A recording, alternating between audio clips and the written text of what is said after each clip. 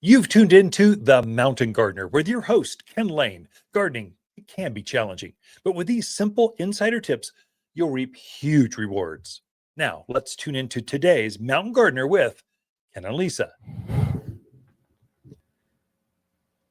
And we are back with Lisa Waters Lane in the studio. She comes each week with your garden questions. Just what are people talking about? There is a transition going on. Welcome, Lisa. Oh, yeah. The trees are starting to turn. Yeah. It's autumn. Seeing some pretty fall color around. It's really nice. Yeah. It's like it's summer, like 95. And then it's like fall. It's, I don't know. Hopefully it doesn't go right to winter. So I don't think so. It's pretty nice, but Yeah. it's fun watching the fall color. A couple weeks ago, I was looking at our maple tree going, when is that going to start? Yeah. Noticed it this morning, and it's definitely started. It's definitely going. The ones in the front of the garden center are Oh, yeah. They're bright beautiful red. They're color. gorgeous. Oh, my gosh. Beautiful color right now. Fall is the best time. I mean, spring, everyone likes spring. Gardeners love spring because they're planting in spring, but it's windy.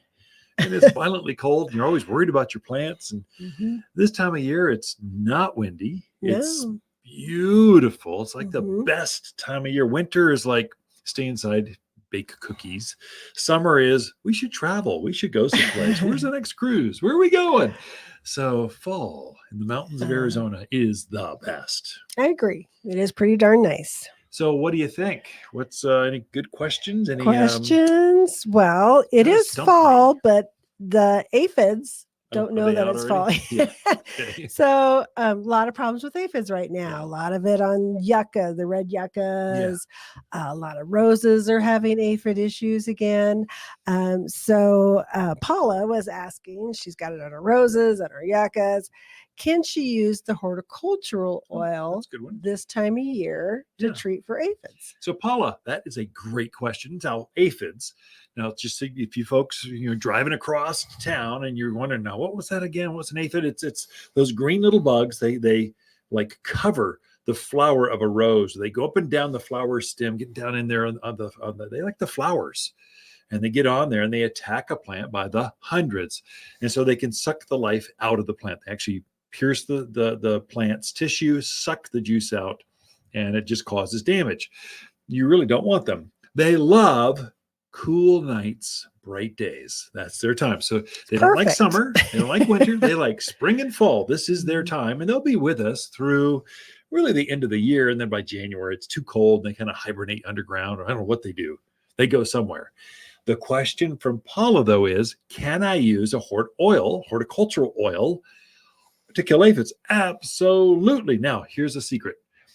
Horticultural oil, you should not spray on plants when it's summer-like. So it doesn't, if it's under 90 degrees, go for it. And again, read the label. This is all on the label.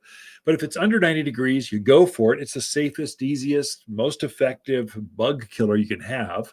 So highly effective. And basically, unless Paula lives down in Phoenix, you're good to go up here. So yeah, go for it. Spray them. And what I would do is I'd come back and maybe 7-10 days, do it again, because aphids, there's so many of them. They're hard to kill, all of them. So you'll find some are left. So if you go back a second time in a week or so, it knocks them right out. That should get rid of all of your aphid problems. I would check because I noticed a lot of times this time of year, they're not the aphid, there's something else. The big black brown ones that get on your spruce. They love spruce. They love pines, apple. Yeah. So even though it's a good time to walk out in that yard. Make sure you don't have those insects bugging you. If you see a glossy rocks or glossiness underneath your plants or on the flowers, or the leaves look wet, but it hasn't rained, your irrigation hasn't run, that's aphid dew or aphid poo. So what we call it, honeydew is what it's actually named as. It's basically they're piercing the sap, pulling the sap out, digesting it, and then excrementing it out the back end, and it lights down on underneath, and so it leaves spots on your car, leaves spots on your driveway, leaves spots. You don't want aphids. Kill them. Yep. Horticultural oil is good. Yeah. Next question is from Shelly. She said, you mentioned a product to help keep your blue spruce blue. Okay. She forgot to write it down, Oh, so Shelley. she wants to know the name of it, and she wants to know when it should be applied. Yeah, good. So great. Thank you for listening. Thank you for tuning in. Leave a rating, subscribe, do all that kind of stuff. It helps us kind of get ranked. But basically, it was aluminum sulfate. So plants pick up aluminum out of the soil and they coat the green needles or the green foliage, and it turns it silver or turns it blue color. So you put it down when you're fertilizing. The most important feeding for aluminum sulfate, along with your 744 all-purpose plant food. Now, aluminum sulfate's not an actual food. It's an element. It's a naturally occurring thing that plants like, and they pick it up and go, gosh, I'm so beautiful when I've got aluminum all over my foliage. And so they feel more beautiful when you give them aluminum, but it's not the actual food. You want to actually feed them along with that mineral. So put your all-purpose plant food down anytime now. I would say before hard freeze is ideal. Both of them, so food and the aluminum sulfate. And then pray for rain and snow, and the plant will pick all that up as the seasons change. You'll see buds starting to grow, and it will use all that to elongate that new growth in March, April, really. And then it'll just be beautiful blue at that point. So timing is everything. You want to get it on before the new growth comes out in spring, which is April. I might even do it if you really want it. I mean, if you really want it pretty, oh my gosh, do it now and do it again, like in that spring feeding. If you did it twice, you would have a showstopper of anything blue, junipers, blue, Theodore cedars, blue spruce, obviously, Arizona Vanderwolf cypress. pine, Arizona cypress. All of those would be spectacular. I mean, like, whoa, how'd you pull that off? Well, let me tell you.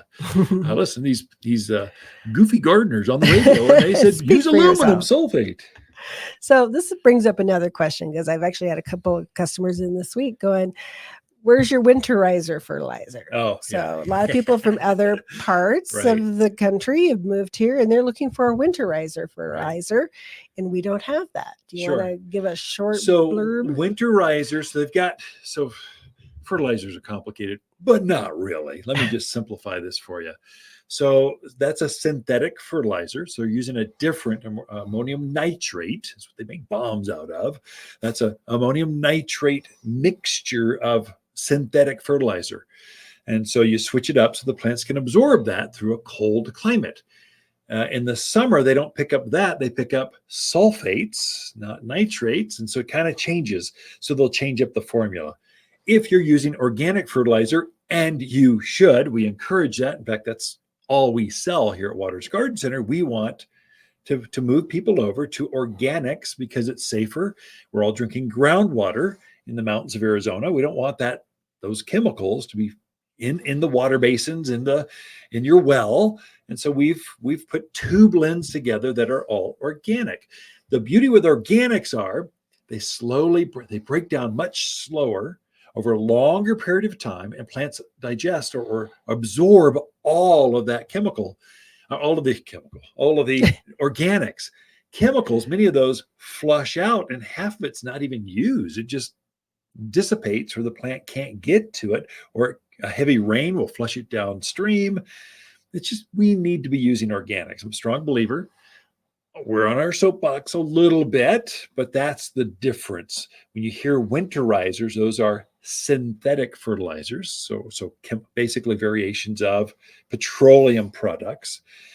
Or organics, we're using cottonseed meal and bird guano and sulfur and iron and some other stuff that just plants like better, especially where we have not a lot of food in our soils. We just don't have a rich soil. We don't have topsoil.